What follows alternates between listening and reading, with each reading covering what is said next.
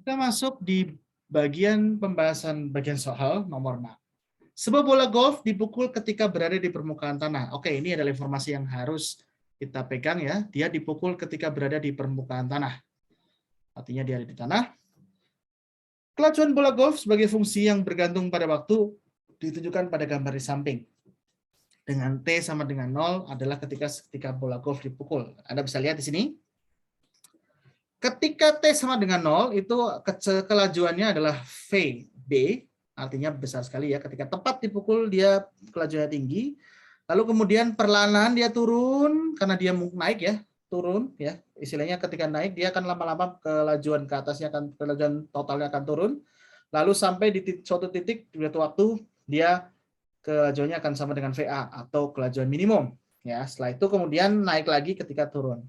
Nah, satu hal yang perlu kita sadari, kelajuan bola golf yang dipukul ke atas itu adalah kelajuan total dari kelajuan X kuadrat ditambah dengan kelajuan Y kuadrat, dimanapun dia berada ya.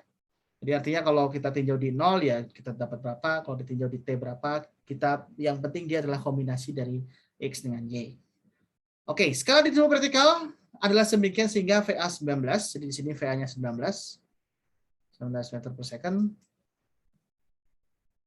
Ya, sedangkan VB itu 31 meter per second. Kuadrat. Meter per second ya, maaf. Yang ditanyakan adalah berapa jarak jangkauan bola golf diukur secara horizontal dari posisi awal hingga menyentuh tanah kembali. Oke, jangkauan bola golf diukur secara horizontal dari posisi awal hingga menyentuh tanah kembali. Artinya jangkauannya ya ketika si bola menyentuh tanah kembali itu telah mengarungi sepanjang grafik ini ya, atau sepanjang 5 second. Dengan meninjau gerak parabola atau gerak dua dimensi ini, maka perubahan atau jarak gitu ya, delta X atau X minus X0 itu akan sama dengan kelajuan ke arah X dikalikan dengan T. Nah, Anda bisa lihat, nah, ketika bola berada pada ketinggian tertinggi atau kecepatan terendah, ya di sini kecepatan rendah, maka dia akan berada pada titik tertinggi. Nah, ketika di titik tertinggi, kecepatan Y itu akan sama dengan 0.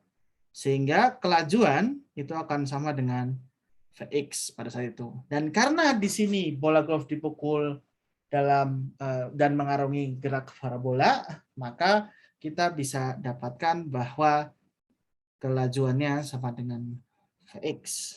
Dan kelajuan ke arah X itu akan selalu konstan. Sehingga ini akan sama dengan VA dikalikan dengan T. Jadi VA-nya adalah 19 meter per second, T-nya adalah 5 second. Sehingga kita bisa dapatkan ini akan sama dengan 45 meter. Lalu yang B, berapakah ketinggian maksimum yang dicapai oleh bola golf diukur dari permukaan tanah? Dari kelajuan di T sama dengan 0 ya, kita bisa lihat. Kita bisa dapatkan komponen kecepatan awal untuk Y, karena kita sudah dapatkan komponen kecepatan untuk horizontal. Jadi kita akan punya kecepatan, kelajuan ya, kelajuan awal dari si benda itu akan sama dengan 31 meter per second, itu didapat dari kelajuan awal ke arah Y kuadrat ditambah kelajuan awal ke arah X kuadrat. Atau kita bisa dapatkan 31 itu akan sama dengan akar V0Y kuadrat ditambah dengan 19 kuadrat. Nah, jika Anda hitung ini, Anda bisa dapatkan V0Y itu akan sama kira-kira 24,5 meter per second. Lalu ketinggian maksimum itu didapat pada waktu T di antara 2 dan 3, dan kita bisa lihat dua kotak itu adalah satu satuan atau waktu, berarti satu kotak atau satu garis setelah itu adalah setengah. Jadi artinya titik tertinggi itu didapat ketika Y itu di T sama dengan 2,5 second.